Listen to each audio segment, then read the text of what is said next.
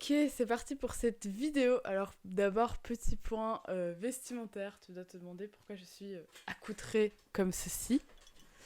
Voilà, tout simplement parce que dans ma ville natale, donc à Mons, il y a un grand folklore qui s'appelle le doudou. Donc en gros, le folklore tourne autour d'un combat entre un dragon et Saint-Georges. Je ne t'en dis pas plus, je vais pas tout expliquer ici, mais comme je t'ai fait cette vidéo pendant le week-end du doudou, c'est pour ça que je suis accoutrée de la sorte. Donc voilà, comme ça tu ne te demanderas pas pourquoi je me suis tapé un délire de me mettre un collier rouge et blanc, puisque le rouge et le blanc sont les couleurs de ma ville natale. Voilà, petit point culture, je te laisse te renseigner si t'es curieux ou curieuse sur ce sujet. Tu verras, c'est un événement qui réunit énormément de personnes, c'est assez fou. Le monde qu'il y a dans ma ville natale, qui n'est pas forcément grande au départ, mais en tout cas cet événement vraiment a un énorme succès. Et c'est un événement que je connais bien, dans lequel je suis baignée depuis que je suis toute petite. Donc forcément, eh bien, c'est chaque année, et chaque année, je me dois de participer d'une manière ou d'une autre. Voilà pour le petit point culture. Donc on va commencer sans plus tarder dans cette vidéo où, comme tu as pu le voir dans le titre, je t'explique pourquoi j'ai quitté WordPress et System.io pour héberger mes formations sur Podia et faire mon site internet sur Podia. Je te dis avant de commencer que à la fin de la vidéo, tu auras un petit avantage, petite réduction. Je ne t'en dis pas plus pour l'instant, mais comme ça, tu sais que à la fin, tu as un petit cadeau à la clé. Donc je vais te faire un historique un peu de où est-ce que j'ai hébergé mes formations avant, comment j'ai fait mon site web au départ et tout ça, parce que je trouve que l'historique est très important à ce niveau-là. Comme ça, tu vas comprendre pourquoi j'ai changé, voilà, pourquoi j'ai fait les choix que j'ai fait aujourd'hui. Donc il faut savoir que quand j'ai commencé, donc au départ j'ai commencé en tant que brand designer dans la direction artistique, etc. Donc je faisais essentiellement des identités visuelles pour mes clients. Là, à ce moment-là, je me souviens que je m'étais dit, ce serait quand même cool que j'ai un site web. Voilà, à ce moment-là, j'avais même pas pensé stratégiquement quelle était la raison, et j'en parle souvent. Voilà, ne faites pas un site internet pour faire un site internet, mais au sein d'une stratégie. Et vous allez voir dans cette vidéo que c'est pas forcément... voilà, c'est pas forcément nécessaire de payer des milliers d'euros et d'y passer un temps de malade. Mais bref, tout ça pour dire que je m'étais dit, ok, ce serait cool que je fasse un site web. Et j'ai créé un site web, et je me suis dit, en m'enseignant un peu sur le net, je voyais que beaucoup de personnes disaient... oui, tout ce qui est Wix, les plateformes voilà, pour faire des sites de manière facile, ok, c'est cool, mais il y a quand même beaucoup de manquements, notamment en termes de référencement et tout ça. Ou même en termes de sécurité. Et du coup, c'est vrai que je me suis dit, tant qu'à faire, je vais aller directement vers un truc qualitatif, et je vais commencer sur WordPress. Et à ce moment-là, j'avais pas forcément le budget de payer quelqu'un pour développer mon site. Et donc du coup, je me suis beaucoup renseignée sur WordPress. J'ai regardé plusieurs tutos pour créer mon site, pour acheter mon nom de domaine, et voilà... faire en sorte d'avoir quelque chose de pro. Et en fait, c'est vrai déjà que ça m'a pris énormément de temps, ne fût-ce que de faire ce tuto au fur et à mesure, d'essayer des choses. Enfin voilà, j'ai trouvé ça assez complexe, à tel point que j'avais créé un site voilà, qui ressemblait quand même à quelque chose, mais que j'ai vite abandonné, parce qu'à chaque fois que je voulais rajouter quelque chose, ou chaque fois que je voulais aller plus loin, rajouter une fonction ou autre, c'était toujours compliqué. Je devais aller voir sur YouTube comment ça se faisait, tout ça. Honnêtement, j'ai laissé ce site de côté, il a été abandonné pendant...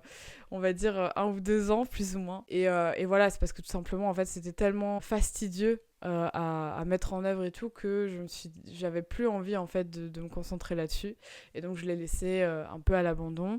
Et après ça, j'ai fonctionné simplement avec mon compte Instagram, et j'ai pas ressenti le besoin forcément d'avoir un site internet, puisque en fait la plupart de mes clients étaient sur Instagram. Donc voilà, au final c'était pas un outil qui m'était d'une grande utilité dans tous les cas. Après est venu le moment où j'ai dû trouver un outil pour héberger les modules de mes coachings de groupe, du réseau d'entrepreneurs que j'avais créé aussi, et d'avoir une plateforme où je puisse les héberger et forcément les vendre, et donc proposer un système de paiement. Et là, je voyais qu'avec WordPress, il fallait trouver des plugins et tout ça. Et je me suis dit, en vrai, j'ai pas envie de perdre mon temps à commencer à chercher comment faire, etc. Il me faut une solution beaucoup plus intuitive, qui va se faire facilement, et je dois pas trop réfléchir, quoi. Et à ce moment-là, j'avais investi dans une école business, enfin dans une formation, un programme business, où la personne en question utilisait justement System.io et donc je me suis pas trop posé la question et je me suis dit bah je vais faire comme elle, comme ça je vois un peu comment elle a fait et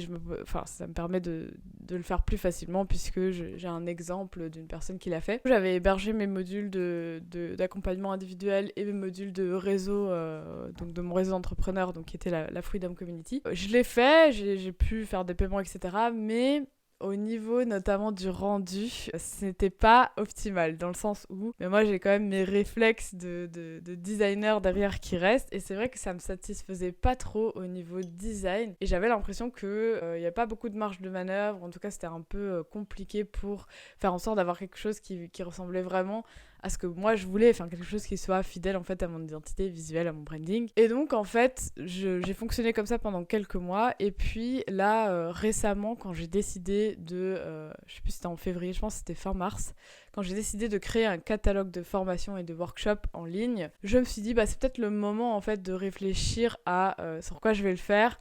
Est-ce que je garde cette option System.io ou est-ce que je profite de ce moment pour changer? Parce que je m'étais dit, bah, tant qu'à faire, comme tu vas créer plusieurs formations et plusieurs workshops, il faut se poser la question maintenant. Parce que si tu le fais après, ben voilà, si tu as hébergé, 40, 50 formations sur une plateforme et que tu dois tout transférer, bah, ça peut être un peu compliqué. J'ai été voir plusieurs vidéos qui comparait le fait d'héberger sur WordPress, le fait d'héberger sur System.io, sur Podia, etc. Et c'est vrai qu'en tant que cliente, j'avais testé plusieurs fois des coachs et des formateurs, formatrices qui utilisaient Podia et je trouvais que vraiment l'interface était bien. En tant que client, c'était vraiment agréable à utiliser. Et en regardant plusieurs vidéos, je me suis rendu compte que Podia, en tout cas selon moi et l'analyse que j'avais fait à ce moment-là, semblait beaucoup plus correspondre à la réalité, à ma réalité et à ce que je voulais proposer. C'est vrai que j'hésitais un petit peu parce que je me disais purée, ça va être hyper fastidieux. Je vais devoir de nouveau apprendre à connaître une nouvelle plateforme, héberger dessus, enfin passer des heures à comprendre le truc. C'est vrai qu'avec System.io, ça m'avait pris pas mal de temps. Et donc j'ai vraiment hésité à passer le pas et je suis vraiment contente de l'avoir fait parce qu'au final, j'ai en genre une soirée, j'ai mis mes formations sur Podia et j'ai même fait mon site autour de Podia. C'était pas mon but au départ, mais j'ai vu que quand je partageais la page de vente de mon produit, bah, ça ramenait aussi vers mon site général. Donc je me suis dit, tant qu'à faire, bah, fais aussi ton site sur Podia, comme ça toutes les personnes auront les informations à disposition en dehors de tes formations en fait. Et en fait j'ai été bluffée à quel point ça a été simple et à quel point ça m'a pas pris trop de temps quoi. En une soirée c'était clôturé. Bon, peut-être que quand t'as pas trop l'habitude des outils, voilà, peut-être en une journée, ou peut-être deux si jamais tu veux vraiment répartir ton temps, mais franchement c'est hyper simple. J'étais hyper contente parce que du coup juste avant le lancement de Cam Confidence, donc ma première formation sur comment surmonter ta peur de la caméra, ça a été mis en ligne hyper rapidement et voilà, j'étais vraiment pas déçue. Et je l'avais partagé sur Instagram en story, j'ai dit voilà les gars, j'ai fait tout mon site sur Podia voilà, en une soirée et tout. Et puis j'ai eu pas mal de questions sur purée, comment t'as fait pour le créer si vite? Est-ce que c'est si simple et tout ça? Parce que c'est vrai qu'à chaque fois qu'on a une nouvelle plateforme, on pense que ça va être plus simple et puis parfois tu passes quand même des heures à essayer de trouver comment faire. Et donc du coup je me suis dit tant qu'à faire, comme je suis en train de créer un catalogue de formation, je vais créer un workshop sur ce sujet-là. Parce qu'en fait finalement, si je fais cette vidéo, c'est aussi pour dire que t'as pas besoin de forcément payer des 1000 et des cents pour créer ton site web, de passer un temps dingue dessus, d'utiliser des plateformes compliquées avec des process compliqués. Surtout si en plus tu débutes, en fait il faut juste prendre ce petit temps, tu peux le faire avec mon workshop ou avec autre chose, mais juste prendre le temps de choisir la bonne plateforme qui sera intuitive pour toi, parce qu'en fait c'est ça. Le truc c'est que moi quand je choisis une plateforme, il y a deux critères indispensables pour moi. C'est première chose, est-ce que ça va être assez intuitif? Donc est-ce que je peux prendre l'outil en main assez rapidement? Alors le seul outil qui a fait l'exception par rapport à ça, c'est Notion, parce que c'est vrai que Notion j'utilise beaucoup et pourtant au départ c'est pas très intuitif, mais en fait la qualité de l'outil et tout ce qu'il offre comme panoplie de possibilités est tellement importante que pour le coup là j'ai un peu fait une entorse sur mes critères. Mais donc il y a ça et puis il y a le service après-vente parce que quand tu dois commencer à courir après le service après-vente pour comprendre pourquoi il y a tel ou tel problème, ça peut vite devenir aussi énormément énergivore, ça prend énormément de temps. Donc voilà, c'est un peu mes deux critères quand je choisis un outil et du coup c'est vrai que Podia pour le coup a répondu à ces critères-là parce que moi j'ai pas envie, pour l'instant j'ai pas besoin d'un site hyper professionnel avec un référencement de malade parce qu'en fait je ne vais pas chercher ma visibilité au niveau du référencement, je le fais sur ma chaîne YouTube depuis récemment, sur Instagram, Instagram, etc. Et par mail aussi également. Et donc en fait, quand je vois énormément d'entrepreneurs qui débutent ou qui débutent pas, mais en tout cas qui cherchent une solution pour héberger leur formation ou faire payer leur coaching et qui s'embêtent à aller chercher quelqu'un pour développer un site web, payer plusieurs milliers d'euros et puis passer du temps à comprendre comment ça fonctionne, être dépendant de quelqu'un qui doit modifier ce que vous avez à modifier, payer des frais mensuels pour la tenue régulière du site, etc. C'est quand même énormément de temps, d'énergie et d'argent aussi dépensé, alors qu'au final, c'est pas tellement important.